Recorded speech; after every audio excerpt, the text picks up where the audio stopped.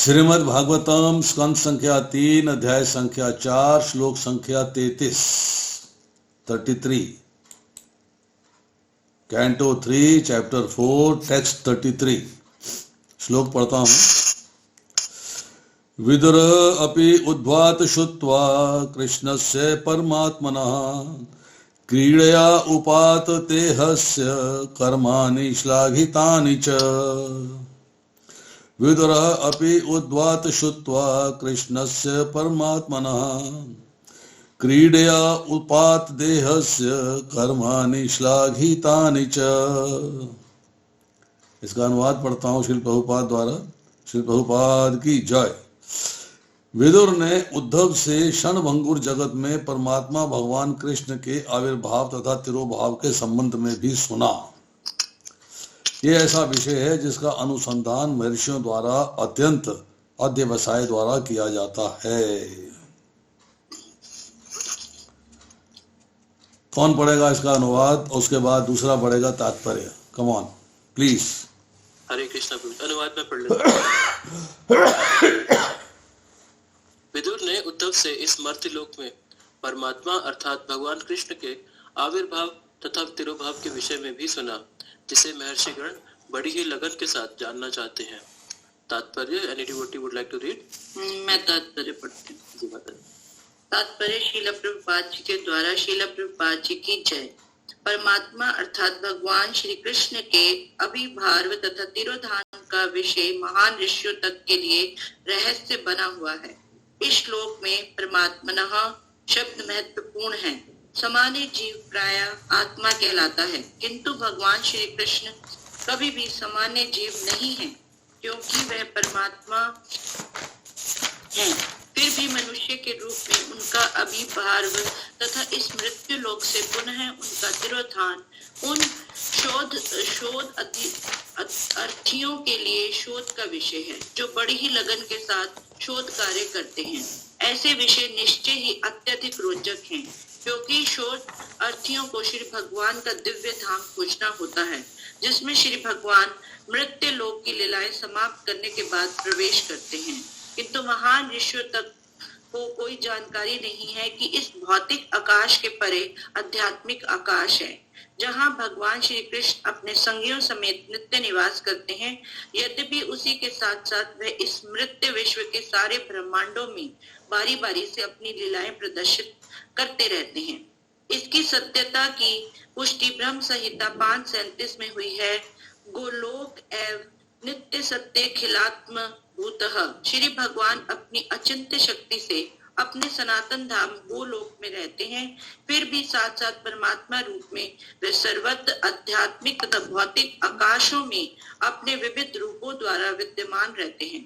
अतः उनके अभिभाव तथा तिरोधान साथ साथ चलते रहते हैं, और कोई भी निश्चित रूप से ये नहीं कह सकता कि उनमें से कौन सा प्रारंभ है और कौन सा अंत है।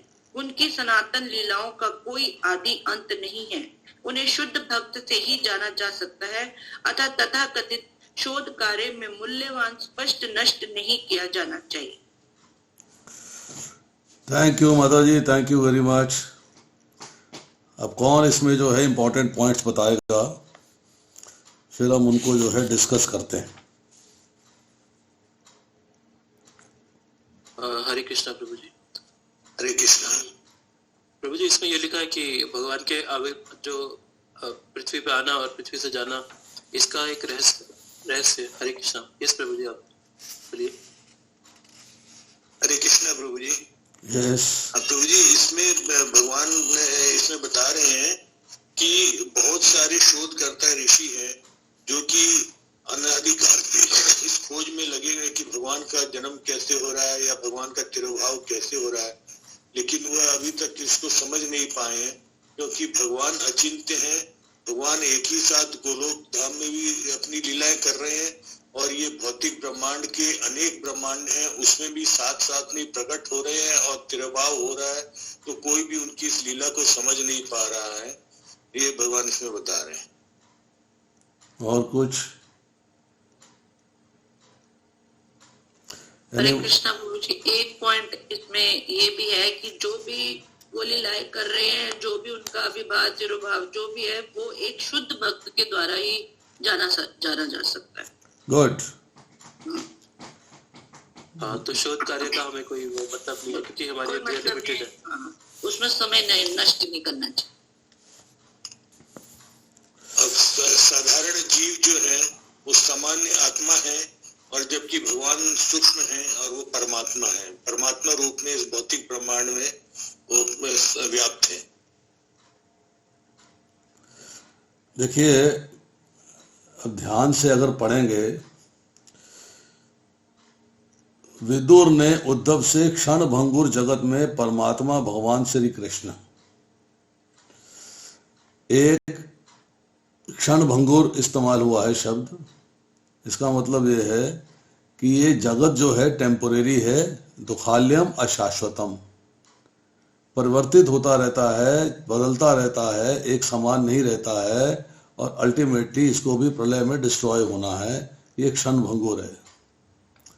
ना आत्मा डिस्ट्रॉय होती है, ना भगवान डिस्ट्रॉय होते हैं। सिर्फ भौतिक संसार डिस्ट्रॉय भी क्या होता है, परिवर्तित हो जाता है, परिवर्तन आ जाता है इसके अंदर।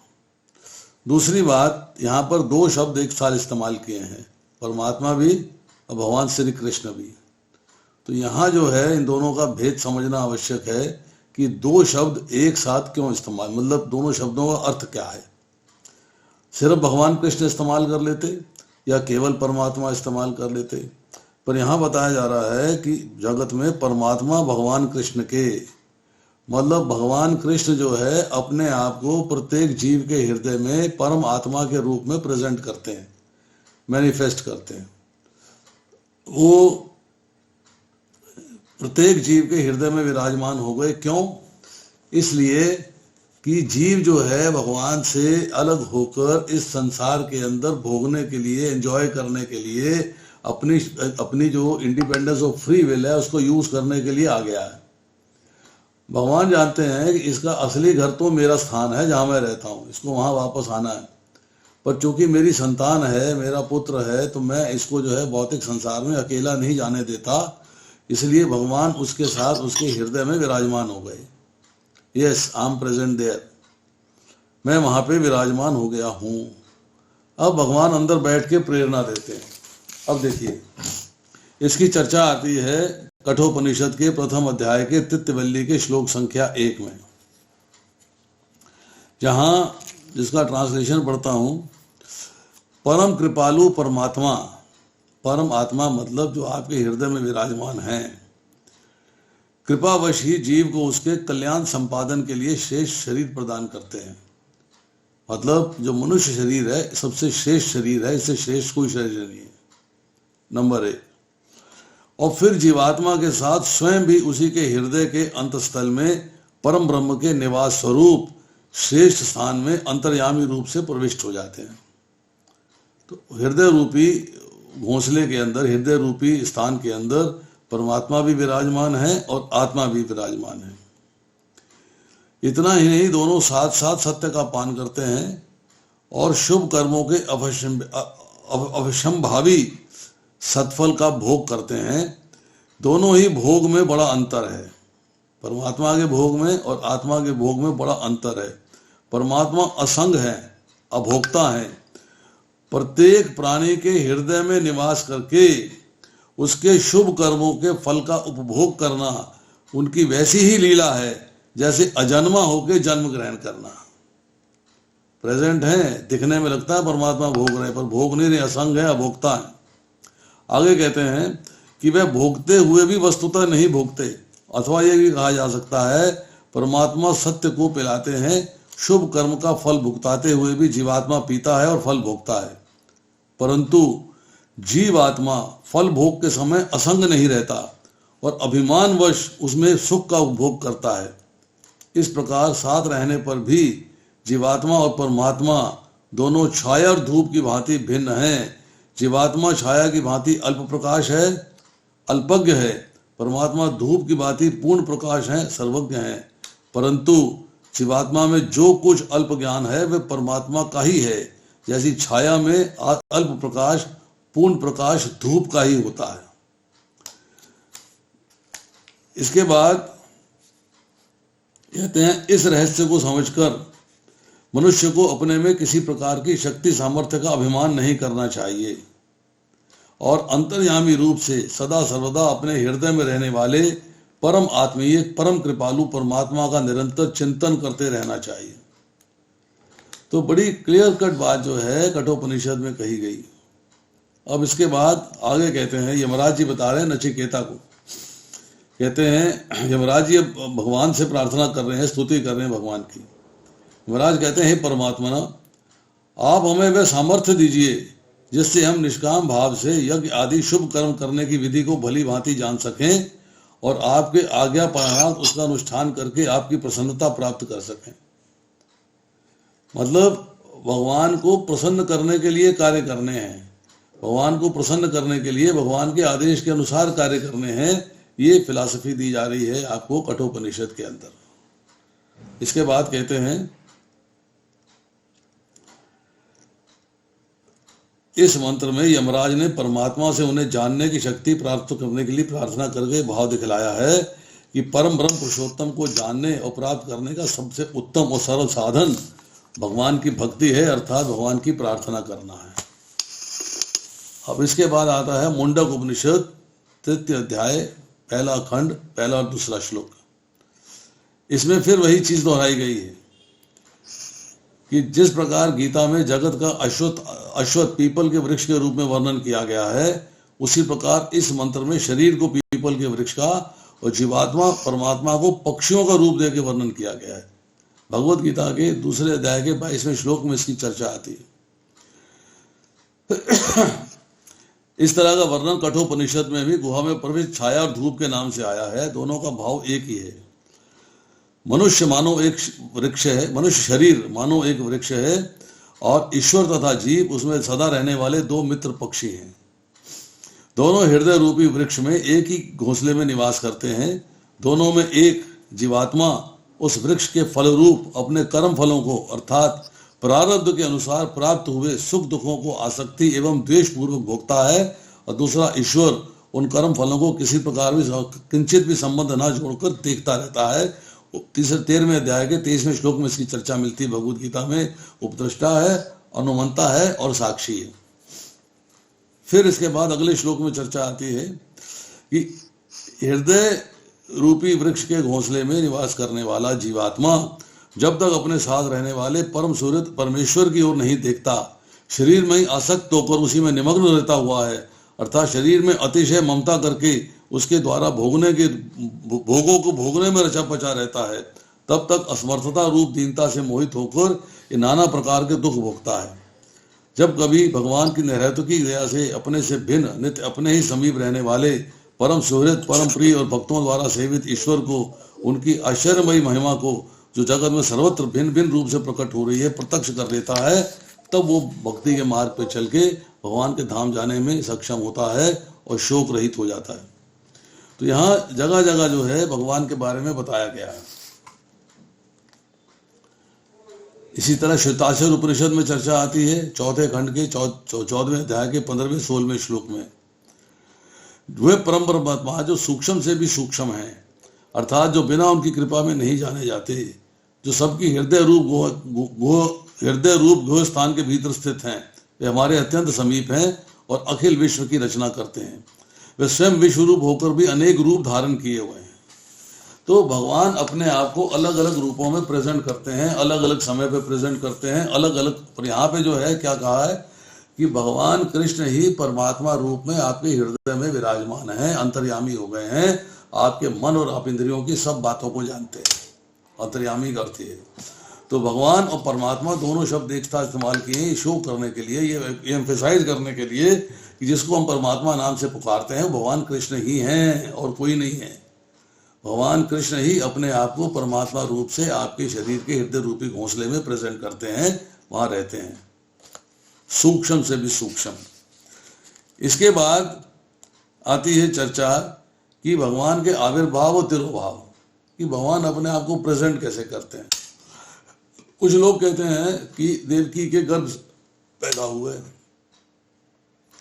पर भागवतम से उल्लेख मिलता है कि भगवान ने अपने आप को चतुर्भुज रूप में विष्णु स्वरूप में देवकी के सामने प्रेजेंट किया।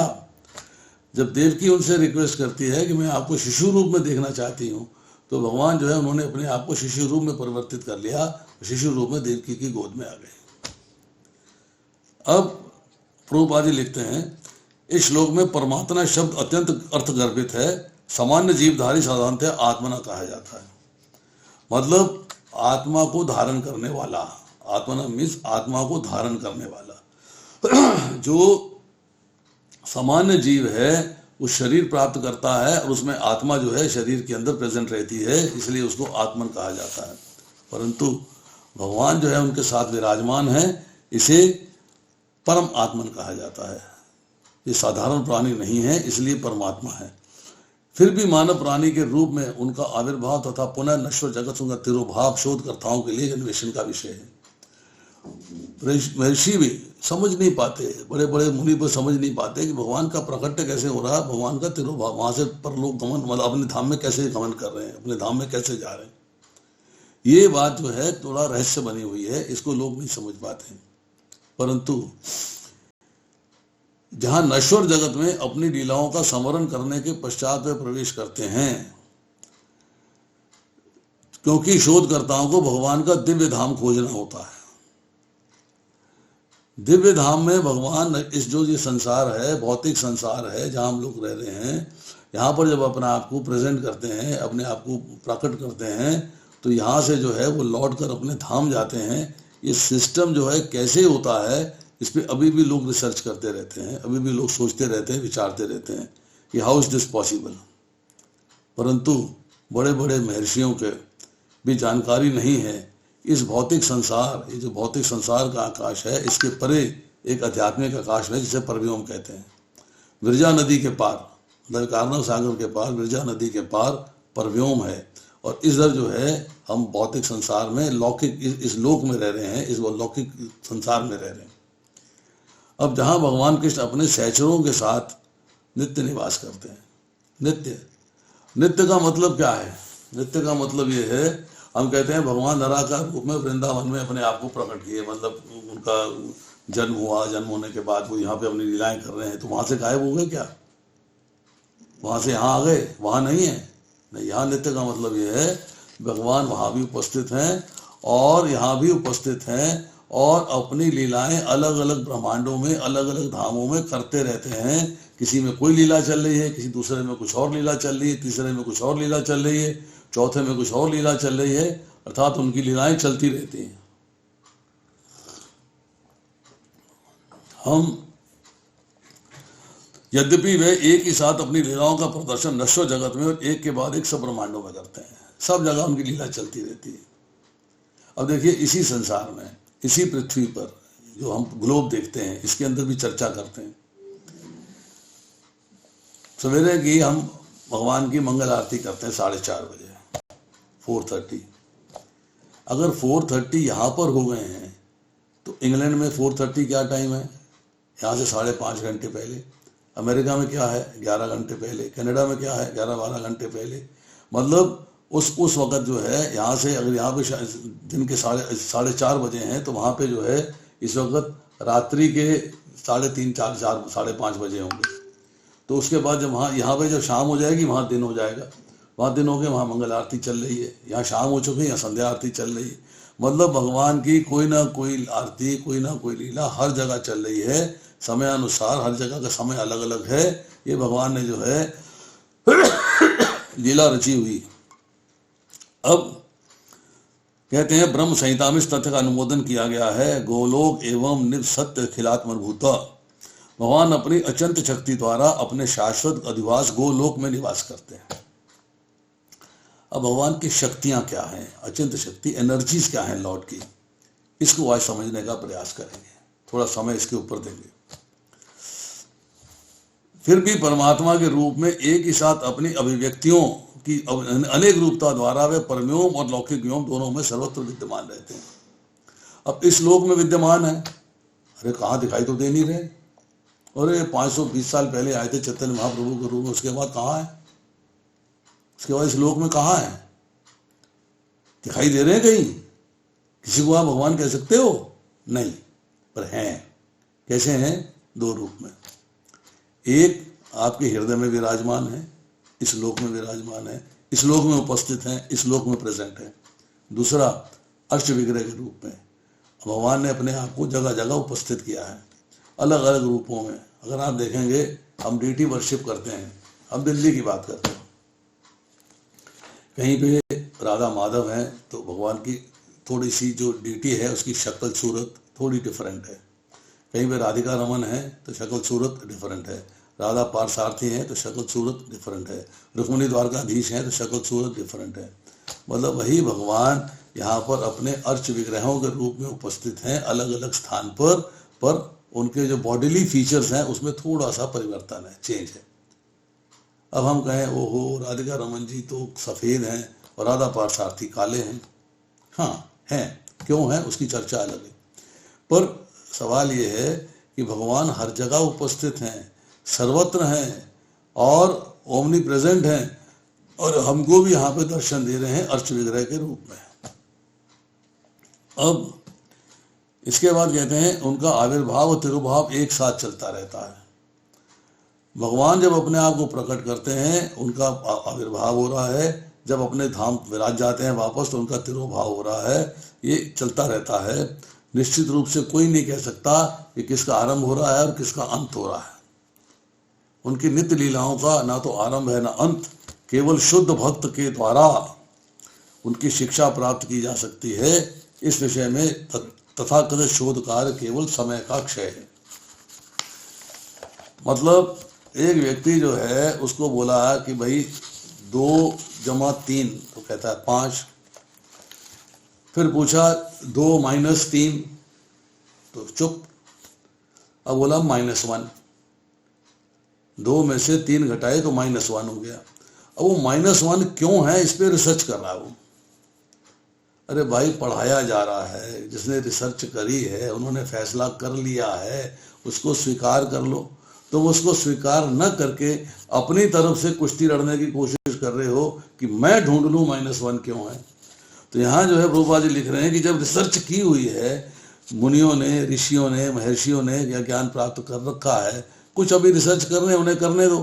जो रिसर्च के अंदर हमें शास्त्रों में उपलब्ध है, जो हमारे विषय जो है शास्त्रों द्वारा कवर्ड है, हमको लिख के मिल रहे हैं, सुनने को मिल रहे हैं, पढ़ने को मिल रहे हैं, उसको स्वीकार कर लेना चाहिए। अब ये व्यक्ति कहता है साहब ए जो है ए ऐसे लिख के लिखा जाता है, ये बी क्यों नहीं हो सकता, ए क्यों है, बी ऐसे लिखा जाता है, ये बी क्यों है, ये ए क्यों नहीं हो सकता। अरे भाई जो रिसर्च करी हुई है, किसी ने जो है बनाया है, वर्णमाला बनाई है, का ऐसे लिखना है, खा ऐसे लिखना है, का ऐसे लिखना है, इसको ऐसे पढ़ना है, ऐसे सुनना है, उसको हम स्वीकार करते हैं कि नहीं करते। जब भगवान की बात आती है तो हम स्वीकार नहीं करते हैं, शास्त्रों को हम रिसर्च करने लग जाते हैं। हमसे किसी ने एक सवाल किया कि साहब आप जो है भगवान को साइंस के द्वारा प्रूव करिए, साइंस के द्वारा, भगवान को साइंस के द्वारा प्रूव करिए। अब चैलेंज था, हमने कहा अच्छा एक बात बताओ, गुब्बारे के अंदर हाइड्रोजन भरी जाती है, भरते हैं कि नहीं भरते। बोले हाँ।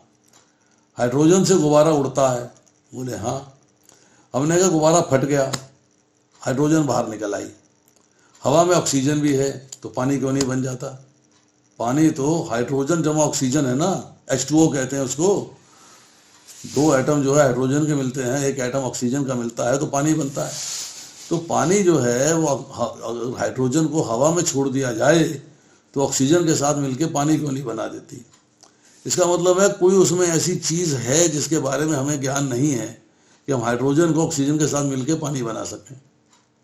आज अकाल पड़ जाता है, पानी की कमी हो जाती है, समस्या आ जाती है, अब हाइड्रोजन ऑक्सीजन मिलाओ और पानी बना दो, क्यों नहीं बना सकते आप। वो भगवान की शक्ति है कि H2O के अंदर हाइड्रोजन भी है, ऑक्सीजन भी है, कब मिली, कहाँ मिली, कैसे मिली, कोई नहीं जानता। तो भगवान को स्वीकार करना पड़ेगा, हमें भगवान को स्वीकार करना पड़ेगा कि ये उनकी कुछ शक्तियाँ हैं जिसके द्वारा हम उनको समझ नहीं सकते। वो जब तक शक्तियों की नॉलेज हमें नहीं मिलेगी, तदा में बुद्धि योगम तम ये नुमामोपयंति थे, जब तक हम भगवान की लगातार प्रीतिपूर्वक सेवा नहीं करेंगे, उनका भजन नहीं करेंगे, तब तो हमें दिव्य बुद्धि नहीं मिलेगी। दिव्य बुद्धि नहीं मिलेगी तो हम समझ नहीं पाएंगे कि हाइड्रोजन के साथ ऑक्सीजन मिलकर पानी कैसे बनता है। वो ज्ञान प्राप्त करना ही आसान काम नहीं है। साइंस ने उस ज्ञान को प्राप्त करना, अभी मैं साउथ में था, अकाल पड़ा हुआ था वहाँ पे, तो वहाँ पे जो है वो सीडिंग करते थे, रेन सीडिंग, मतलब हेलीकॉप्टर में जाके जो है ऐसा पाउडर छिड़कते थे कि बादल जो है उसमें से बरसात होने लगती थी। ये सारा साल क्यों नहीं कर सकते? जहाँ जहाँ पानी कम है सारा साल पानी क्यों नहीं निकाल सकते? क्यों कम है? नहीं, वो कुछ तो सक्सेसफुल हुआ, उसके बाद फेल हो गया, प्रोग्राम फेल हो गया। अपना बारिश करवा दें आर्टिफिशियल, यहाँ कहते हैं दिल्ली में जो है 35% बारिश हुई, 65% नहीं हुई है। अब सीडिंग क्यों नहीं करते क्लाउड्स की? तो वो भगवान की शक्ति है जिसके द्वारा सारे कार्य हो रहे हैं। हम लोगों के पास वो शक्ति नहीं है, हम लोग उस कार्य को नहीं कर सकते। इसलिए भगवान की सुप्रीमेसी, भगवान का सबसे ज़्यादा सुपीरियर होना हमें स्वीकार करना पड़ेगा। इस जगत में जो कुछ भी हो रहा है सब कारण कारणम, सब भगवान की कृपा से ही हो रहा है। अब हमारे पास अभी समय है, थोड़ा भगवान की शक्तियों पे चर्चा करते हैं। पहले भी एक बार चर्चा कर चुका हूँ, आज उसको रिवाइज करेंगे, थोड़ा आपको अच्छा लगेगा। जीव के पास सूक्ष्म ज्ञान है, जीव अनु है, भगवान विभु है। भगवान के पास समस्त वस्तुओं का ज्ञान है, समस्त चीजों का ज्ञान है, जीव के पास अपना भी ज्ञान पूरा नहीं है। अब चूंकि उसके पास बड़ा सूक्ष्म ज्ञान है, इसलिए जीव जो है भगवान की शक्तियों को नहीं समझ सकता। It is not possible. अब भगवान की जो शक्तियां हैं उसमें बहुत वैरायटी है, और बहुत वैरायटी से उनको डिवाइड करके समझते हैं हम, डिविजन्स करते हैं कि ऐसे ये पार्ट 1 है, पार्ट 2 है, पार्ट 3 है, A1 है, B1 है, C1 है, इस तरह करके हम डिवाइड करके भगवान की शक्तियों को समझने का प्रयास करते हैं। अब व्रज के पार, विरजा नदी के पार, एकानव सागर के पार जो भगवान का परव्योम है, जो उनका आध्यात्मिक आकाश है, उसमें वैकुंठ के अंदर भगवान नारायण अपने 4 भुजा स्वरूप धारण किए हुए हैं, और गोलोक वृंदावन के अंदर भगवान 2 भुजा स्वरूप में रहते हैं। उसमें भगवान की प्रीडोमिनेंट है स्वीटनेस, माधुर्य। अब भगवान की एक मुख्य एनर्जी है, एक भगवान की मुख्य एनर्जी है जिसको कहते हैं माया। ये भौतिक संसार वाली माया नहीं, वो दूसरी माया है, उसको कहते हैं माया। माया का मतलब है एक्सटर्नल मैनिफेस्टेशन ऑफ कृष्णा। भगवान की वो बहिरंगा शक्ति है, उसको डिफाइन किया गया है, दूसरा नाम दिया गया है मियते माया। मियते means by which things are measured, जिससे कि वस्तुओं का परिमाण होता है, नाप होता है। अब कृष्ण को इस भगवान की एनर्जी माया के बिना नहीं समझा जा सकता। You have to understand him by this, through this. अब इसको जो है डिवाइड किया गया है, अब कई तरीके से डिवाइड किया गया है, मैं आपको एक एक करके तरीके बताऊंगा। इसको 2 भागों में बांटा गया है, एक है चित्त शक्ति और दूसरी है माया शक्ति। ये माया शक्ति जो प्रेजेंट हम देखते हैं, उस माया शक्ति की बात हो रही है। चित्त शक्ति है सुपीरियर स्पिरिचुअल एनर्जी, और माया शक्ति है इंफीरियर मटेरियल एनर्जी। अब इसी स्पिरिचुअल एनर्जी को, जो कि स्पिरिचुअल एनर्जी है, सुपीरियर एनर्जी है, उसी को भगवान की अचिंत्य शक्ति बोला जाता है, इनकंसीवेबल एनर्जी। और जो इंफीरियर मटेरियल एनर्जी है उसको बोला जाता है material shadow of the universe, means material shadow of this अचिंत्य शक्ति।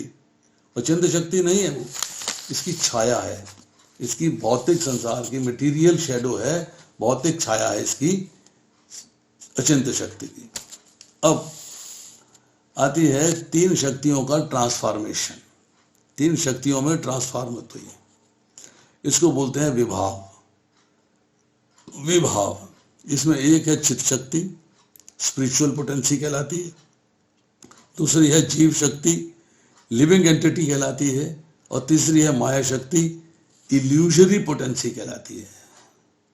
सो 3 शक्तियों में डिवाइड हुआ, चित्त शक्ति में, जीव शक्ति में और माया शक्ति में। अब इसी को जो है, जब भगवान की पोटेंसीज जो हैं अनलिमिटेड हैं, भगवान की पोटेंसीज, भगवान की शक्तियां जो हैं अचिंत्य हैं, अनलिमिटेड हैं, तो उसको फिर डिवाइड किया जाता है 3 में। इसको बोलते हैं प्रभाव, इफेक्ट्स। उसमें एक है इच्छा शक्ति, that is power of unrestricted will. दूसरी है ज्ञान शक्ति, पावर ऑफ नॉलेज। और तीसरी है क्रिया शक्ति, power of creation, creative energy. अब इसके बाद प्रभाव के बाद आते हैं अनुभाव। उसमें भी जो है डिविजन्स है। ये भगवान की शक्तियों की 3 इंट्रिंसिक क्वालिटीज हैं, 3 प्रॉपर्टीज हैं, 3 पोर्शन हैं। ये एक्टिवेट होती है क्रिया शक्ति के द्वारा, इसको बोलते हैं अनुभाव। इसमें एक है सत, दूसरा है चित, तीसरा है आनंद। सत जो है वो कहलाती है संधिनी शक्ति, चित कहलाती है समृद्ध शक्ति और आनंद कहलाती है आहदनी शक्ति। अब सत से जो संधिनी शक्ति है इटर्निटी पोर्शन है, संवित चित जो है नॉलेज पोर्शन है और आनंद जो है ब्लिसफुल पोर्शन है। अब जो संधिनी है उससे प्राकट्य होता है वैकुंठों का और भगवान के एबोर्ड्स का। ये सस्टेनिंग पोटेंसी, ये जो है सारी की सारी शक्तियों को सस्टेन करती है। उसके बाद जो संवित शक्ति है उससे जो है इमोशंस, वैकुंठ में जो इमोशंस हैं, जो सेंटिमेंट्स हैं, जो संधिनी शक्ति के द्वारा प्रकट हुए हैं, उनको ये जो है रिकॉग्नाइज करती है, उनको इफेक्ट देती है। और तीसरी आनंद शक्ति, that is pleasure giving potency. भगवान का ऐसी पोटेंसी है, ऐसी शक्ति है जो आपको आनंद देती है। उसके बाद अब फर्दर डिवीजन होता है चित्त शक्ति का। चित्त शक्ति कैसे डिवाइड हो रही है, इसके नोट बनाने चाहिए। चित्त शक्ति के विभाग के 3 फेज हैं। उसमें एक चित्त शक्ति थी, एक जीव शक्ति थी, एक माया शक्ति थी। अब चित्त शक्ति की बात कर रहे हैं। चित्त शक्ति में 3 फेज हैं। एक है अंतरंगा, एक है तटस्था और एक है बहिरंगा। अंतरंगा में है इंटरनल पोटेंसी, तटस्था में है मार्जिनल पोटेंसी और बहिरंगा में है एक्सटर्नल पोटेंसी। अब आती है थोड़ी सी चर्चा भागवतम से कि भगवान की जो एक पर्सनल एनर्जी है, कृष्णा के विल से कार्य करती है, जिसे स्वरूप शक्ति कहते हैं, जिसे पराशक्ति भी कहते हैं, उसी को 3 विभाव, 3 प्रभाव और 3 अनुभाव में डिवाइड किया गया। इसी स्वरूप शक्ति को चित्त शक्ति भी कहते हैं। उसमें 3 विभाव में एक है, जैसे पहले चर्चा करी हमने, एक है चित्त शक्ति, जीवा शक्ति, माया शक्ति। 3 प्रभाव में है इच्छा शक्ति, ज्ञान शक्ति, क्रिया शक्ति। और 3 अनुभाव में है संधिनी, संवित और आहदनी। ये हमने जो पहले पढ़ा है उसको समराइज कर दिया, उसको समरी रूप में दे दिया। अब चित्त शक्ति की बात करते हैं। अब चित्त शक्ति जो कार्य कर रही है, जो अपना इफेक्ट दे रही है, जो उसके द्वारा प्राकट्य होता है, वो होता है जब इच्छा शक्ति का उस पर इन्फ्लुएंस होता है। तो भगवान इच्छा करते हैं, जब भगवान की इच्छा शक्ति जिसका इन्फ्लुएंस होता है, और इच्छा शक्ति ये करने के लिए केवल भगवान कृष्ण के पास है और किसी के पास नहीं है। इससे जो है मैनिफेस्ट होता है, प्रेजेंट होता है, प्राकट्य होता है। किसका? गोलोक का, वैकुंठ का, भगवान के अदर जो बाकी भगवान के विस्तार हैं उनके वैकुंठों का। उसके बाद भगवान कृष्णा के जहाँ जहाँ पास टाइम्स हुए हैं उन स्थानों का, भगवान के नामों का, भगवान के 2, 4, 6 हैंड्स की जो फॉर्म है उसका, भगवान के पास टाइम्स का, उनके गोलोक में एसोसिएट्स का, उनके वृंदावन के एसोसिएट्स का, उनके वैकुंठ के एसोसिएट्स का। ये सब प्राकट्य जो है वो चित्त शक्ति के द्वारा होता है। जब चित्त शक्ति के ऊपर इच्छा शक्ति का इन्फ्लुएंस आता है, तो मतलब भगवान की शक्तियां जो हैं, एक शक्ति दूसरे को इन्फ्लुएंस करती है। भगवान की इच्छा होगी तो ये सब चीजें प्रकट हो जाएंगी। उसके बाद इसी चित्त शक्ति के ऊपर जब ज्ञान शक्ति का इन्फ्लुएंस आता है, जब ज्ञान शक्ति कार्य करती है, तो ये शक्ति किस भगवान ने किस विस्तार में है? वासुदेव विस्तार में। तब वेरियस परसेप्शंस, ऐश्वर्य, माधुर्य और ब्यूटी ऑफ स्पिरिचुअल वर्ल्ड जो है वो प्रेजेंट हो जाती है, वो मैनिफेस्ट हो जाती है, वो प्रकट हो जाती है। इसके बाद जैसे हमने पढ़ा कि इन्फ्लुएंस्ड बाय इच्छा शक्ति, ज्ञान शक्ति एंड क्रिया शक्ति। क्रिया शक्ति होती है संकर्षण जी के द्वारा। जीव शक्ति के ऊपर जब इच्छा शक्ति आती है और जब क्रिया शक्ति आती है, ज्ञान शक्ति आती है, तब प्रेजेंटेशन होता है देवताओं का, ह्यूमन का, असुरों का, राक्षसों का, इनका अपीयरेंस होता है। अब ये जो क्रिया शक्ति है संकर्षण जी के द्वारा कंट्रोल होती है, मीन्स बलदेव जी के द्वारा, बलराम जी के द्वारा कंट्रोल होती है। फिर चित्त शक्ति में आते हैं। चित्त शक्ति में जब एक्शन होता है, जब इसके ऊपर जो है क्रिया शक्ति का इन्फ्लुएंस होता है, action, do action, do action, do action, action करती है, तब अनुभव जो है वो एक्टिव हो जाते हैं। अनुभव का मतलब है संधिनी, संवित और आहदनी एक्टिव हो जाते हैं। संधिनी, संवित, आहदनी जो है ये फिर डिस्टिंक्टिव एक्सटेसी ऑफ प्रेमा, मतलब भगवान के प्रेम के जो आनंद है, एक्सटेसी है, उसको प्रेजेंट करते हैं। अब चैतन्य चरितामृत मध्य लीला में फिर चर्चा आती है कि जो भगवान का आध्यात्मिक आकाश है, जो स्पिरिचुअल वर्ल्ड है, उस वर्ल्ड के मैनिफेस्टेशन भगवान संकर्षण की विल से होती है। जब बलराम जी विल करते हैं, इच्छा करते हैं, तब वो प्रेजेंट होती है। बट इसमें जो है भगवान कृष्ण की क्रिया शक्ति मिली होती है, क्योंकि संकर्षण जी को क्रिया शक्ति भगवान कृष्ण ने दिया है। He can influence this. अब अगर जो है माया शक्ति का इन्फ्लुएंस आ जाता है, स्पिरिचुअल वर्ल्ड के अंदर माया शक्ति का इन्फ्लुएंस आ जाता है, तब माया शक्ति के ऊपर जब क्रिया शक्ति, कार्य करने की शक्ति कार्य करती है, वो भी संकर्षण जी के द्वारा होती है, तब ये यूनिवर्सेस क्रिएट हो जाती हैं, सारे ब्रह्मांड क्रिएट हो जाते हैं, मटेरियल वर्ल्ड क्रिएट हो जाता है। अब चित्त शक्ति के अंदर जब एक्टिविटी होती है, विक्षेप होता है, जब वो एक्टिव हो जाती है, तब भगवान के विष्णु तत्व प्रेजेंट होते हैं, अर्थात भगवान के स्व अंश प्रेजेंट होते हैं। जब चित्त शक्ति के अंदर जो है फिर फर्दर विक्षेप होता है, फर्दर जो है उसके अंदर हलचल होती है, तब उसके सेपरेटेड पार्ट्स भी प्रेजेंट हो जाते हैं, जो कि हम जीव शक्ति के रूप में है। ये सब भगवान की चित्त शक्ति के द्वारा, अचिंत्य शक्ति जो है भगवान की, उसके द्वारा प्रेजेंटेशन हो रहा है। इसको हम समझ नहीं सकते, it's not easy to understand. अब जीव जो है चित्त शक्ति और माया शक्ति के बीच में स्थित है, क्योंकि उसकी पोटेंसी लिमिटेड है, इसलिए प्रभुपाद उसको मार्जिनल पोटेंसी कहते हैं। हम किसी मरीज से कहते हैं आपका ब्लड प्रेशर मार्जिन पे है, कहता है जी मार्जिन का क्या मतलब है? भाई तुम्हारा जो है ऊपर का ब्लड प्रेशर जो है 130 होना चाहिए, नीचे का 85 से ज़्यादा नहीं होना चाहिए। तुम्हारा 85 86 85 86 चल रहा है, मतलब मार्जिन पे है।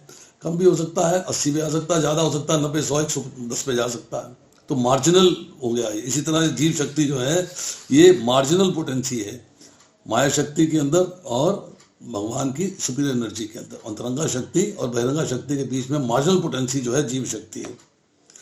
अब जीवा जो है चित्त शक्ति माया शक्ति के बीच में रहता है। क्यों? स्मॉल साइज, माइन्यूट नेचर, सूक्ष्म तत्व है बिल्कुल, और माया इसे अट्रैक्ट कर लेती है, तभी हम भौतिक संसार के प्रभाव में आ जाते हैं और फिर कर्म करते हैं, और कर्म के इफेक्ट से हम सफर करते हैं। हम उससे जो है हमको फिर परेशानियां होती हैं। अब जीव के बारे में एक बात समझिएगा, it is a conscious particle, तो it is different from Krishna, क्योंकि कृष्णा विभु हैं, अनंत हैं, और भगवान जो है उनके सूक्ष्म तत्व जो है, जीव जो है वो अणु है। दूसरा, चूंकि भगवान की शक्ति है इसलिए भगवान से अलग नहीं है। whether it is different from Krishna and non different from Krishna, दोनों में दिस इज कॉल्ड अचिंत्य भेदा भेद तत्व, है भी और नहीं भी, ये दोनों चीजें जो है इसके अंदर बता दी गई। अब जो अंतरंगा शक्ति है, जो स्वरूप शक्ति है, जो पराशक्ति है, जिसको चित्त शक्ति है किसी भी रूप से पुकारेंगे, उसके अंदर जब बहिरंगा शक्ति कार्य करती है, माया शक्ति होती है, तो ये जो है चित्त शक्ति की शैडो है creation and maintenance of material Cosmos, भौतिक संसार का प्राकट्य और उसका मेंटेन करना। उसके बाद है क्षेत्रज्ञ, जो कि 14वें अध्याय में चर्चा आई है। उसमें जीव शक्ति जो है वो तटस्था शक्ति है, उसमें सारी क्वालिटीज आ जाती हैं, फाइन्यूट होने के नाते जो भगवान के अंदर है सारी क्वालिटीज हैं, पर उनसे बहुत सूक्ष्म मात्रा में उपस्थित हैं। अब इस तरह जो है जब हम भगवान की शक्तियों की चर्चा करते हैं, भगवान की शक्तियों को समझने का प्रयास करते हैं, तब हमें पता लगता है कि कितनी चीज़ें हैं जब हम समवित शक्ति की बात करते हैं तो क्या अरेंज करती है? Different relationships amongst residents of Braj. समवित शक्ति ब्रज के रहने वालों में रिलेशनशिप मेंटेन करती है, प्रेजेंटेशन करती है। Manifest mystical moods and relationships, flute playing, cow attraction and रास लीला ऑफ ब्रज।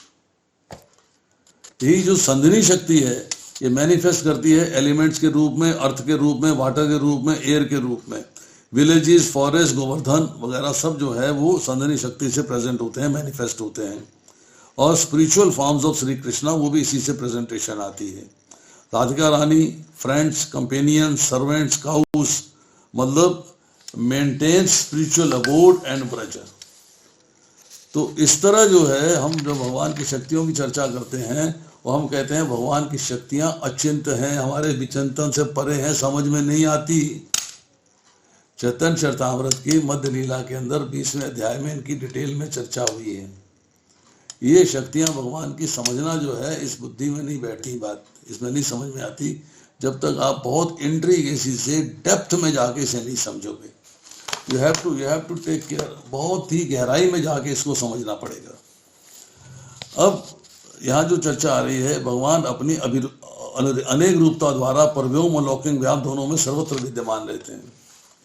तो हमने कई बार विचार आता है अब भगवान तो पृथ्वी पर हो रहे, वहां तो है ही नहीं। भगवान अपने साथ को असंख्य रूपों में परिवर्तित कर सकते हैं। जीव और भगवान में एक मुख्य भेद क्या है?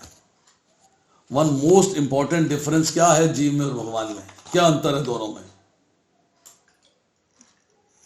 एक ही अंतर बता दीजिए जो सबसे मुख्य है, सबसे मेन है, सबसे इंपॉर्टेंट है। वो सर्वज्ञ है, वो हम सर्वज्ञ नहीं है। वो आनंद है, हमें आनंद नहीं है। वो माया अधीश है, माया के अधीन है। बहुत सारे चेंजेस हैं। उनको सब चीज़ों ज्ञान है, हमें कोई ज्ञान नहीं है। पर एक मुख्य भेद है, this one major difference. That one major difference we should be able to realize and understand. और डिफरेंस क्या है? कि भगवान सृष्टि की रचना कर सकते हैं, हम सृष्टि की रचना नहीं कर सकते। We are not able to form this world. हम इस सृष्टि को पैदा नहीं कर सकते हैं, भगवान सृष्टि को पैदा कर सकते हैं। ये मेन डिफरेंस है हम में और भगवान में। अब भगवान चूंकि अपने असंख्य विस्तार कर सकते हैं, जिसका प्रूफ हमें मिलता है द्वारका लीला में। 16,108 रानियों के साथ भगवान नारद जी जब देखते हैं कि हर रानी के साथ अलग अलग महल के अंदर भगवान विराजमान हैं और वो देख रहे हैं भगवान की लीलाएं अलग अलग हो रही हैं, सेम लीला नहीं है। ये कैसे हो सकता है? भगवान तो एक है, यहाँ अनेक दिखाई दे रहे हैं। Yes, it is possible. ये भगवान की शक्ति के द्वारा है, अचिंत्य शक्ति के द्वारा है, जिस शक्ति के बारे में हम अपनी इंद्रियों से सोच नहीं सकते। हमारी इंद्रियां उसको सोचने में असमर्थ हैं, उसका ज्ञान प्राप्त करने में असमर्थ हैं, उसके बारे में जानने में असमर्थ हैं। तो हम उन भगवान की चर्चा करते हैं। उसके बाद उनकी नित्य लीलाओं का ना तो आरंभ है ना अंत। वो लीला उनकी कब आरंभ हो रही है, कब समाप्त हो रही है, कहाँ आरंभ हो रही है, कहाँ समाप्त हो रही है, उसके बारे में भी हम नहीं जान सकते। केवल शुद्ध भक्त के द्वारा जो शिक्षा प्राप्त होती है उसके द्वारा ज्ञान प्राप्त हो सकता है। We have to believe it, we have to believe it. Faith सबसे बड़ी बात है। मैं अमेरिका नहीं गया, मैंने अमेरिका नहीं देखा, पर अमेरिका के बारे में सुना है और सुनने के बाद उसको ग्रंथों में देखा है, मतलब एनसाइक्लोपीडिया में देखा है, मैगजीन्स में देखा है, बुक्स में देखा है, तो मुझे विश्वास हो गया, मुझे फेथ हो गया, यस अमेरिका जैसी कंट्री एग्जिस्ट कर रही है, उसकी ये क्वालिटीज़ हैं, ये वहाँ पे सुख है, ये वहाँ दुख है। मैं पढ़ने से पता लगा, सुनने से पता लगा, देखा तो नहीं। इसी तरह भगवान की शक्तियों को देखा नहीं है, पर सुनने से पता लगता है, पढ़ने से पता लगता है, चर्चा करने से पता लगता है, तो हमें उस पर फेथ करना चाहिए। एक बार मैं लेक्चर सुन रहा था, बड़ा अच्छा एग्जाम्पल दिया उन्होंने फेथ का, विश्वास का, बड़ा अच्छा एग्जाम्पल। उसको अपने पे थोड़ा सा जो शब्द इस्तेमाल कर रहा हूँ उसको एज इट इज मत लीजिएगा, बट उसको उसका भाव समझने की कोशिश करिए। उसने कहा हम रात्रि में सो रहे होते हैं ना, तो गली में जो है डॉग्स घूम रहे होते हैं, भौंकते भी हैं, तो पता लगता है कि एक डॉग के भौंकने की आवाज़ आई, थोड़ी देर के बाद दूसरा, तीसरा, चौथा, 10वां डॉग जो है एक साथ भौंकना शुरू हो जाते हैं। क्यों? ऐसा क्यों? कि वो जो पहला डॉग था उसने कोई चीज देखी, सम एबनॉर्मल हैपनिंग देयर, जो रूटीन में नहीं थी, एबनॉर्मल हुआ। कोई स्कूटर निकल गया, कोई कार निकल गई, पैदल आदमी चला गया, उसको लगता है रात्रि में क्यों घूम रहा है, वो तो इंटेलिजेंट तो थोड़ा बहुत वो भी होते हैं ना। उसने भौंकना शुरू कर दिया। तो बाकी डॉग्स ने पहले डॉग पे फेथ किया है, ये भौंक रहा है, इसे जरूर कुछ देखा होगा, तो वो भी भौंकना शुरू कर देते हैं, वो भी भागना शुरू कर देते हैं। उन्होंने देखा नहीं है, उन्होंने रियलाइज नहीं किया है, बट वो फेथ करके उसके पीछे भागना शुरू कर देते हैं। एग्जाम्पल थोड़ा ऑकवर्ड सा है, बट हमें देखना चाहिए कि किसी ने किसी बात को देखा, किसी ने किसी बात को समझा। मैं एक एग्जाम्पल और देता हूँ। मेरे एक नेफ्यू हैं, बड़े इंटेलिजेंट हैं, ऑफिसर हैं, पढ़े लिखे हैं मुझसे 15-16 साल छोटे, 15-20 साल छोटे हों। एक दिन उनके घर में बैठे चर्चा हो रही थी, कहने लगे कि आप जो है कृष्ण की भक्ति करते हो, इतने सारे देवी देवता, इन्होंने बहुत सारी चर्चाएं उन्होंने करी, तो मैं कहाँ से पढ़ूँ, कहाँ से सुनूँ, कहाँ से समझूँ। तो मेरा उसको एक ही उत्तर था कि भाई अगर आपको बिजनेस करना है और बिजनेस के अंदर आप देखते हैं कि इस आदमी ने बिजनेस करके फ़ायदा उठाया और ऐसे उठाया, तो उसको फॉलो कर लेते हो आप, बिकॉज बिजनेस के मामले में वो आपसे ज़्यादा सफल है और आपसे ज़्यादा इंटेलिजेंट है। चूँकि आपसे ज़्यादा सफल है, आपसे ज़्यादा इंटेलिजेंट है, so you believe him and you follow his track. अगर मैं डॉक्टर हूँ, मेरी वाइफ डॉक्टर हैं, हम दोनों डॉक्टर होने के बावजूद कृष्ण भावना में आए हैं, कृष्ण के बारे में पढ़ते हैं, सुनते हैं, डेटी वर्शिप करते हैं, मन जप करते हैं, सब कार्य करते हैं, हम किसी बाएं दाएं किसी में अपनी बुद्धि नहीं लगाते, तो यू शुड फॉलो अस। इन्होंने तो निष्कर्ष निकाल रखा है, मैं इन्हीं को फॉलो करूं, मैं निष्कर्ष निकालने की कोशिश क्यों करूं? Why should I go to this? इसी तरह अभी एक माता जी ने मेरे से इंटरनेट पे प्रश्न किया, कहती हैं कि मैं तो पढ़ती हूँ, उसमें लिखा हुआ है हरे राम राम राम हरे हरे, हरे कृष्ण कृष्ण कृष्ण हरे, कल संतरण उपनिषद में है, और आप कहते हो हरे कृष्ण। मैंने कहा भाई इसके प्रूफ मिलते हैं, मेरे पास प्रूफ हैं, रिटर्न में है कहीं, मैं उसकी फ़ोटो खींच के तुमको भेज दूंगा, या मेरे पे विश्वास कर लो, believe me because I am superior to you, तुमसे ज़्यादा प्रबुद्ध हूँ, पढ़ा लिखा हूँ, विद्वान हूँ, मैंने एक्सेप्ट कर लिया है, और जो मैं एक्सप्लेनेशन दे रहा हूँ शास्त्रों के आधार पर उसे एक्सेप्ट कर लो। नहीं, मुझे लिखा दिखाइए यार, मैं रिसर्च करूँगी, मैं ढूंढने की कोशिश करूँगी, जब तक मैं पढ़ नहीं लूँगी, जब तक मैं देख नहीं लूँगी, मेरे को विश्वास नहीं आएगा। तो ये अज्ञानता है, ये बताता है कि आपकी बुद्धि अभी जो है प्रॉपरली डेवलप नहीं है। You are not able to understand what is right and what is wrong. आप सही और गलत में भेद नहीं कर पा रहे हैं। कि समाज के प्रबुद्ध नागरिक जो पाथ फॉलो करते हैं, साधारण जन को उसी पाथ पे चलना चाहिए, क्योंकि वो उनको सही रास्ते ले जाएगा। जैसे हमने बोला कि एक व्यक्ति को जो है IAS बनना है, वो पढ़ाई करता है, दिन और रात पढ़ता है, कहता है मैं 18 घंटे पढ़ता हूँ, मैं 20 घंटे पढ़ता हूँ, 4 घंटे सोता हूँ सिर्फ। तो आपको भी 20 घंटे पढ़ने की प्रैक्टिस करनी चाहिए, तभी IAS बन पाओगे, तभी वो एग्ज़ाम पास कर पाओगे, वरना नहीं कर पाओगे। और फिर उसने कहाँ से कोचिंग ली है, कहाँ से ट्यूशन ली, आप भी उसको फॉलो करो और आप बढ़ जाओगे। मैं पढ़ूंगा अपनी मर्जी से, IAS बन जाओ। अभी जैसे बेरोजगारी की बात चल रही है, एक से पूछा भाई तुम बेरोजगार हो, कितना पढ़े हो? कहता जी मैं 10 क्लास पढ़ा हूँ। दूसरा कहता हूँ 12 क्लास पढ़ा हूँ। अच्छा, तुम बेरोजगार हो, तुमने कहीं पे रोजगार के लिए एप्लीकेशन दिया है? एप्लीकेशन तो नहीं दिया है, तो फिर तो नौकरी कैसे मिल जाएगी? जो तुम्हारे सामने MA बैठा है, PhD बैठा है, MBA बैठा है, इंजीनियर बैठा है, डॉक्टर बैठा है, उसको नौकरी पहले मिलेगी? पहले तो 10वीं पास को मिल जाएगी? नहीं साहब, हिंदुस्तान में बेरोजगारी बहुत है, अपना दिमाग लगा रहे हैं। जो प्रबुद्ध दिमाग है उसको यूज नहीं कर रहे हैं, जो पढ़ा लिखा दिमाग है उसको यूज नहीं कर रहे हैं, अपना दिमाग लगा रहे हैं। मैं बड़ी बेरोजगारी चल रही है, बड़ी बेरोजगार, मेरे को रोजगार नहीं मिला। तो ये हमारी जो है लोगों की अज्ञानता है, जो हमें गलत मार्ग पर चलने को प्रेरित करती है। हमें सही मार्ग चुनना है, और सही मार्ग कब मिलेगा? जब हम भक्तों को फॉलो करेंगे। That is why we say that ABCD of bhakti में पहला A है एसोसिएशन ऑफ डिवोटीज, भक्तों का संग करना। क्योंकि वो जिस रास्ते चल रहे हैं भगवान कृष्ण के प्रेम की प्राप्ति के लिए, हमें भी उसी मार्ग को फॉलो करना चाहिए। दे गाइड अस। वो हमारे जो है उस वक्त एक तरीके से शिक्षा गुरु हो जाते हैं। फिर हमारे पास बहुत सारे शिक्षा गुरु हो गए तो हम एक क्लास टीचर, एक मुख्य शिक्षा गुरु बनाते हैं, जिससे सब गुरुओं की जो प्राप्त नॉलेज है उसको डिस्कस करके एक फाइनल कंक्लूजन पे पहुंचते हैं। This is our final conclusion. इस तरह भगवान की शक्तियों के बारे में चर्चा जब करते हैं, शक्तियों को जानने का प्रयास करते हैं, शक्तियों में आगे बढ़ने का प्रयास करते हैं, तो हमें जो है भगवान के दिए हुए जो ग्रंथ हैं उनके ऊपर पढ़ के अच्छे तरीके से समझ के मनन करना चाहिए, तभी हम समझ पाएंगे। वरना भगवान को कैसे जाना जा सकता है? भक्त्या माम अभिजानाति, भक्त ही भगवान को जान सकता है, भक्त ही भगवान के बारे में बता सकता है, भक्ति भगवान का ज्ञान दे सकता है। तो इसलिए हम सब लोगों को भक्ति के मार्ग पे आगे बढ़ना चाहिए। श्रवणम कीर्तनम विष्णु स्मरणम पाद सेवनम अर्चनम वंदनम दास्यम साखे आत्मनिवेदनम, इस 9 विधियां हैं, इनका पालन करना चाहिए और हृदय से पालन करना चाहिए, अंडर कंपल्शन नहीं करना चाहिए, प्रेम से पालन करना चाहिए। हरे कृष्णा। आज इतना ही, शेष फिर हरे कृष्णा। किसी भक्त का कोई प्रश्न है तो आप पूछ सकते हैं। Thank you so much prabhu ji for a very detailed class.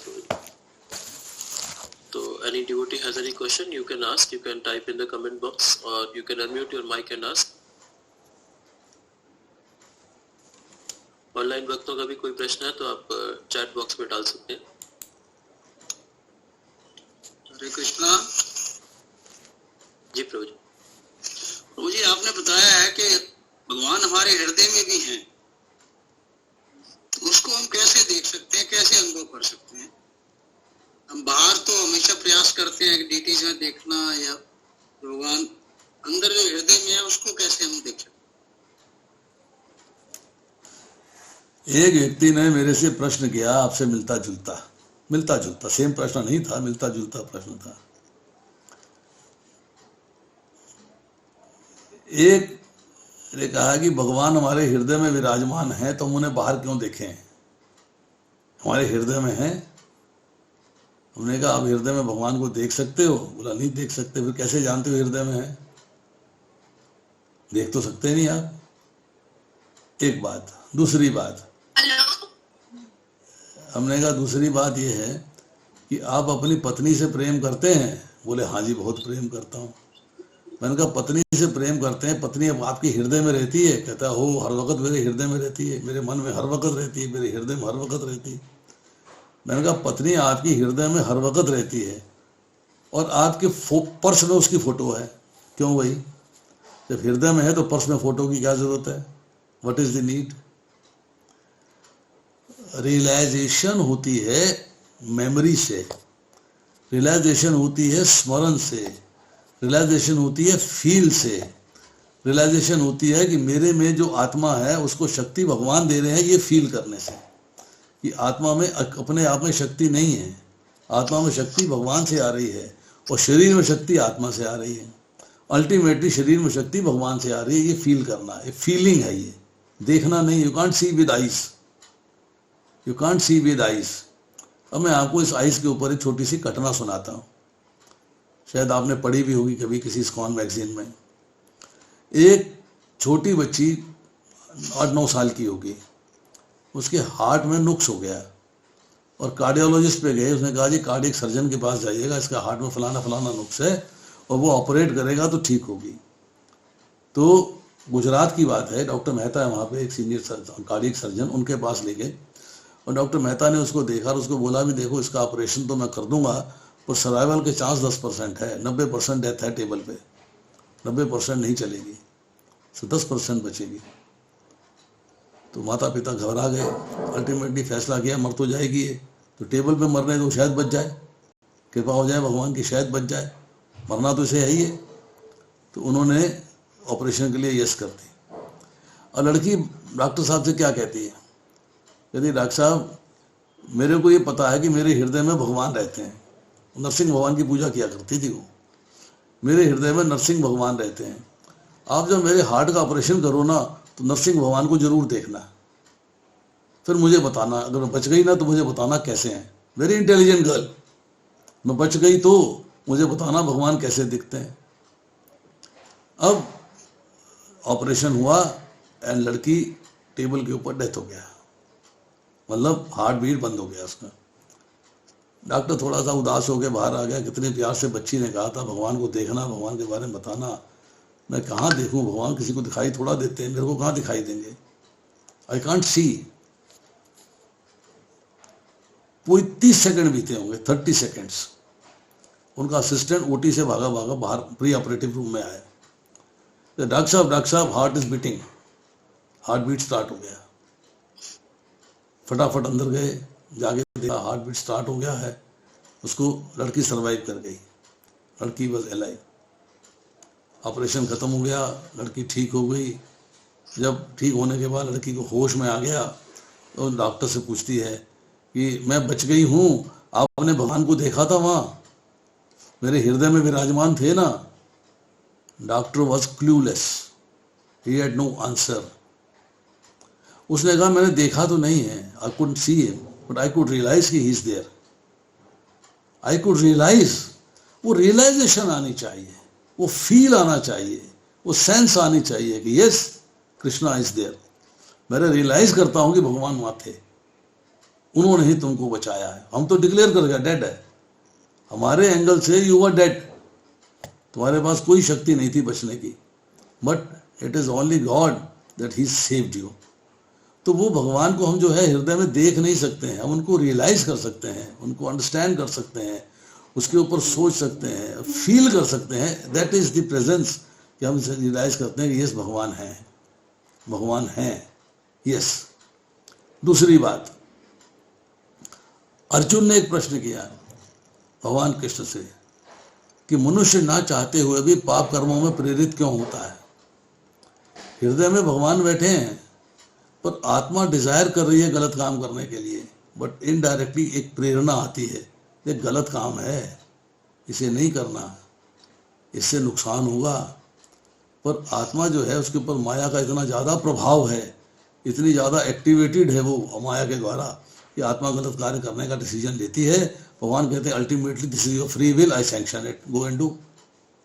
तो प्रेरणा जरूर देते हैं, प्रेरणा अवश्य होती है कि यस तुमको करना है, भगवान विराजमान है। मैं आपको आज का एग्जाम्पल देता हूँ, टुडेज एग्जाम्पल, आज मॉर्निंग का एग्जाम्पल दे रहा हूँ, मैं पर्सनल लाइफ का एग्जाम्पल दे रहा हूँ। Normally I get up about 5 o'clock, 5:30, 5:15 के आसपास में जाग जाता हूँ। जाके अपना डेली की रूटीन चालू हो जाती है। क्लास में आना हो तो क्लास दे दिया, जैसे कल मेरा गुड़गांव के लिए क्लास था, आज आपके लिए क्लास है, फिर किसी और के लिए होगा तो क्लास में चला गया, नहीं तो फिर मैं बैठ के अपने कार्य पूरे कर लेता हूँ।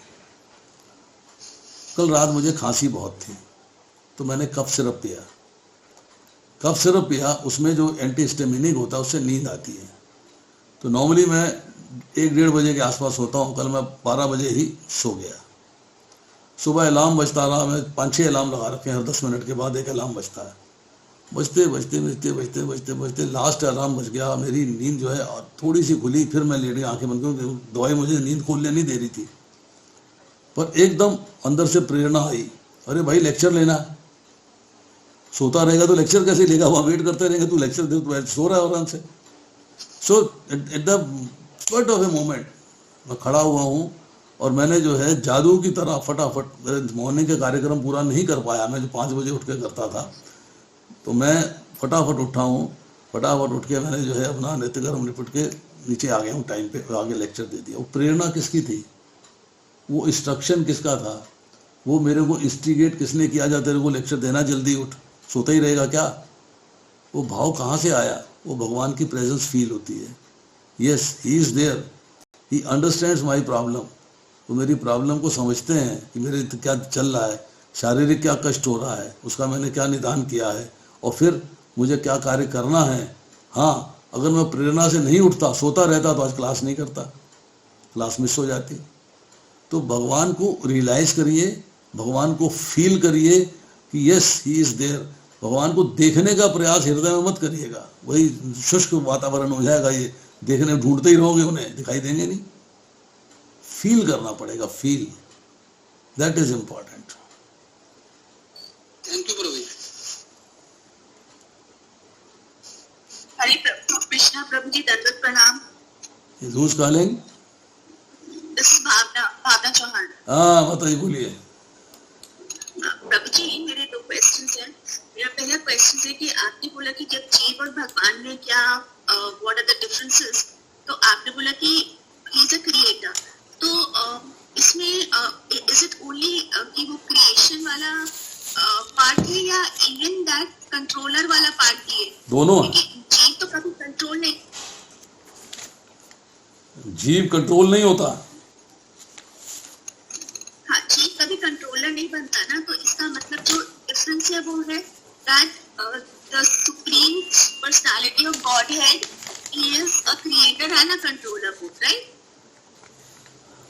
देखिए, आप जो है भगवान की क्वालिटीज को समझिए पहले कि भगवान की क्वालिटीज क्या है। भगवान के पास कौन कौन से ऐसे गुण हैं जो हम जीवों के पास नहीं हैं। देखिए,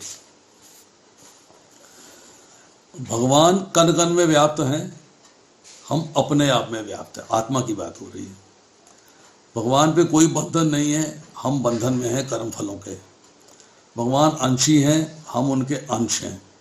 भगवान को सबका ज्ञान है, हमको अपना भी ज्ञान नहीं है। भगवान सर्वज्ञ हैं, हम में किसी का ज्ञान नहीं, अपना भी ज्ञान नहीं है। भगवान को सबकी स्मृति है, हमको अपनी स्मृति भी नहीं है। पिछले जन्म की बात नहीं याद रहती है, किसको याद है? अनेक जन्म हो चुके हैं, कहाँ याद है? इस जन्म में भी जो हमने कार्य महीना 2 महीने 6 महीने कल परसों किए थे वो भी भूल जाते हैं। मैं अगर आपसे पूछूं पिछले मंडे को आपने क्या खाना खाया था, आप नहीं बता पाएंगे। कल क्या खाया था सोचने लगेंगे कि मैंने कल क्या खाया था, विस्मृति हो जाती है। भगवान विभू हैं, जीव अनु हैं। भगवान आनंद लेने वाले हैं, जीव कष्ट भोगने वाला है। भगवान माया के अधीश हैं, अधीश मतलब स्वामी हैं, हम माया के अधीन हैं। भगवान स्वामी हैं, हम सेवक हैं। भगवान की इंद्रियां दिव्य हैं, हमारी इंद्रियां भौतिक हैं। भगवान की बुद्धि दिव्य है, हमारी बुद्धि भौतिक है। तो भगवान में और हम में जो है एक अंतर है। भगवान सर्वत्र उपस्थित है, हम सर्वत्र उपस्थित नहीं है। तो हम में जो है पावर ऑफ कंट्रोल है। किसकी पावर ऑफ कंट्रोल? इतनी ही है कि हम अपनी इच्छा से कार्य कर सकते हैं, बस। अल्टीमेट कंट्रोल फिर भगवान के पास है कि जो हमने कार्य किया है उसका फल हमें अपनी मर्जी से प्राप्त होगा या भगवान अपनी मर्जी से देंगे। वो जो फल की प्राप्ति है वो भगवान के हाथ में है। तो अल्टीमेट कंट्रोलर भगवान है, हम नहीं हैं। हम प्रकृति में कंट्रोल नहीं कर सकते। आज तेज हवा चले, भगवान कर सकते हैं। हम नहीं कह सकते तेज धूप निकले, भगवान कर सकते हैं। हमारे पास आसपास की भौतिक प्रकृति पे भी कंट्रोल नहीं है, हमारे पे अपने पे भी कंट्रोल नहीं है। क्योंकि जो इंडिपेंडेंस ऑफ जीवा है, जो इंडिपेंडेंस ऑफ फ्री विल है, वही हमें अवेलेबल है। उससे हम अपना कार्य फ्रीली कर सकते हैं, पर सैंक्शन फिर भगवान देते हैं। तो इसलिए भगवान और हम में बहुत मतलब एक भेद मैंने मुख्य बताया कि भगवान सृष्टि की रचना कर सकते हैं, हम सृष्टि की रचना नहीं कर सकते। भगवान सृष्टि का पालन कर सकते हैं, हम सृष्टि का पालन नहीं कर सकते। We don't have that intelligence. आप कमरे में चीनी के दाने डाल दीजिए, चींटियाँ कहीं ना कहीं से चली आएंगी। आप चींटियों को ला नहीं सकते। हाँ, किसी ने स्टोर कर रखी है, उठा के डिब्बा पलट दें तो बात अलग है, परंतु चींटियों को नेचुरल तरीके से चीनी के पास आप नहीं ला सकते। तो भगवान के पास शक्ति है, उनको स्मेल पावर दी है, उसको ताकत दी है, फिर फॉलो करने की पावर दी है। एक चींटी आएगी, दूसरी आएगी, तीसरी आएगी, चौथी आएगी, पांचवी आएगी, हजारों चींटियाँ चीनी पे आ जाएंगी।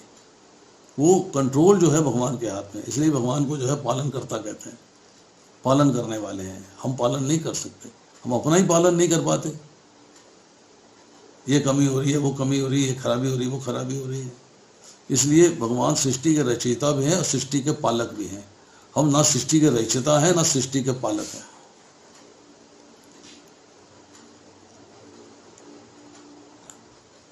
ठीक है प्रभु जी, वेल अंडरस्टूड। मेरा एक नेक्स्ट क्वेश्चन ये है कि जब आप रियलाइजेशन की बात कर रहे हैं कि रियलाइजेशन जब कि आप अंदर अपने भगवान को ढूंढने लग जाओगे तो कहीं गुम जाओगे, तो उन्हें रियलाइज करो।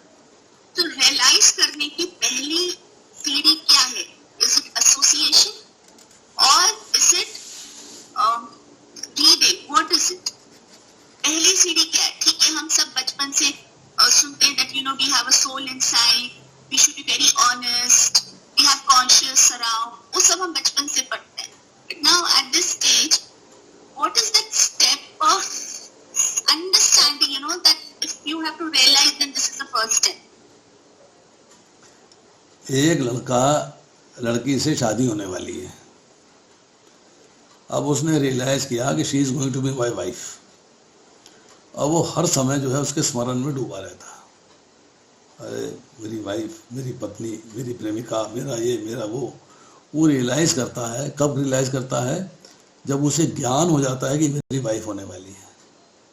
असंख्य लड़कियां घूमती हैं, रियलाइज नहीं करता, कहाँ उसका कनेक्शन है। पर जिससे शादी होने वाली है, जिससे परिवार ने रिश्ता तय कर दिया है, या आउट ऑफ लव तुमने रिश्ता तय कर लिया है, उसके बारे में रियलाइजेशन आपको आती रहती है। मतलब ज्ञान की प्राप्ति, ज्ञान मिल गया कि yes she is the girl whom I love, she is the girl whom I going to marry। वो ज्ञान प्राप्त हो गया, knowledge has come to you, yes now I have to follow it. इस तरह जब भगवान का ज्ञान प्राप्त हो जाता है, भगवान को समझने की कोशिश करते हैं, समझने का प्रयास करते हैं, फिर उनकी एक एक एक्टिविटी पे ध्यान जाता है। फिर एक एक एक्टिविटी से रियलाइज करते हैं कि yes he is there, yes he is taking care of us. ईश्वर सर्वभूतानां, भगवान जो है सब प्राणियों के हृदय में बैठे हुए हैं, उनके हितकारी हैं, उनके हितैषी हैं, उनके हितैषी हैं। सुहृद सर्वभूतानां, कि उनके हितैषी हैं, सब भूत प्राणियों के हितैषी हैं भगवान। तो उसको रियलाइज तब करेंगे जब उसको समझेंगे कि भगवान हैं। जब तक आपको भगवान के बारे में पता नहीं है, आपको फील हो रहा है पर आप जानते नहीं है किसकी वजह से है। जागता व्यक्ति तब भी है, भगवान को माने या ना माने तब भी जागता है, सवेरे उठते टाइम नींद खुल जाती है। बट रियलाइज करना तब होता है जब आप ये जान जाते हो, भाई मेरे हृदय में भगवान हैं और भगवान की प्रेरणा से मेरी नींद खुल रही है, भगवान की प्रेरणा से मेरे नित्य कर्म होंगे।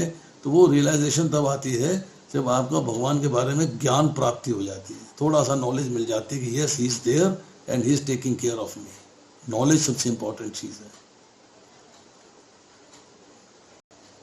ठीक है prabhu ji, thank you so much.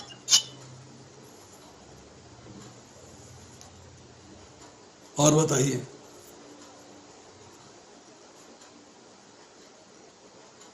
ये जो सब क्लासिफिकेशन आपने इतना सारा जो समझाया है, ये कहीं ये वाले लेक्चर का रिकॉर्डिंग होगा प्रभु जी? Because this one needs to really write and delve into.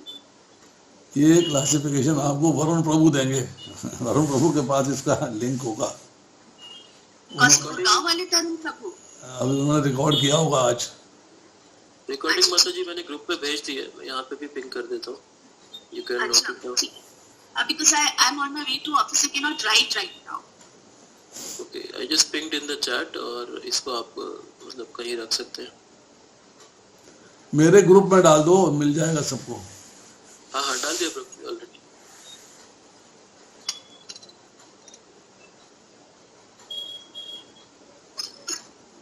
हरे कृष्णा। तो किसी अन्य भक्त दो लिंक आए हैं, एक ब्लिसफुल सोल की तरफ से है, एक विनित्रा माता जी की तरफ से है। दोनों सेम है पर लिंक पढ़ने में अलग अलग है। सेम है प्रभु।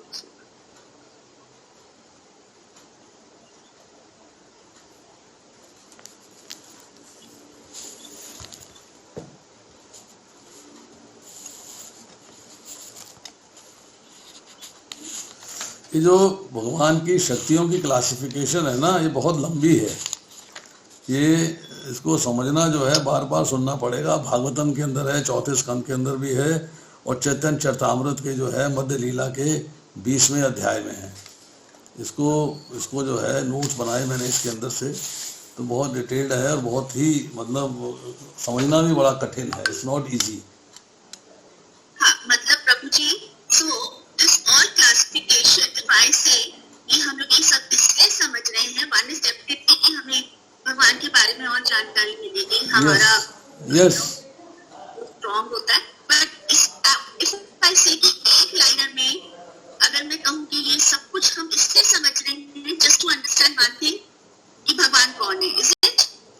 देखिए हमारा समझने का अर्थ क्या है। हम कहते हैं अचिंत्य अचिंत्य अचिंत्य बात हो रही है। व्हाट इज अचिंत्य? अचिंत्य को डिफाइन किया गया है। व्हाट इज इनकंसीवेबल एनर्जी, उसको डिफाइन किया गया है। उसका ज्ञान प्राप्त करना है कि इनकंसीवेबल क्या होता है, कैसे बैकुंठ बना, कैसे पृथ्वी बनी, कैसे भाव आए, कैसे इमोशंस आए, कैसे सेंटिमेंट्स आए, उनकी नॉलेज हम गेन कर रहे हैं बस। हम जो है उसकी डेप्थ में जाके एक तरीके से रिसर्च करके उसकी हमने नॉलेज गेन करी है कि yes these are the things which are manifested when Krishna is there to manifest this world. इस संसार को जब वो बनाते हैं, प्रकट करते हैं, उनकी मैनिफेस्टेशन कैसे कैसे होती है, किन किन शक्तियों के द्वारा होती है, ये बात समझाने की कोशिश की गई है। ठीक है, I think I have understood. ठीक है prabhu ji, thank you so much.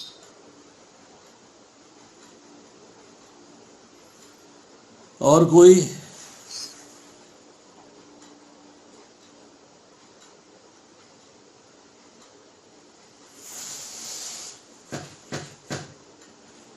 हरे कृष्णा। किसी अन्य वक्त का कुछ प्रश्न है, कुछ टिप्पणी है तो आप कर सकते हैं।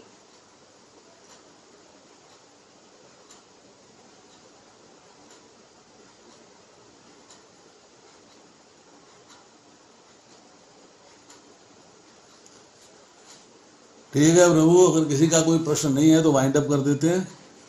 जी जी प्रभु जी। हरे Krishna. So we'll offer Vaishnava pranam and conclude the session.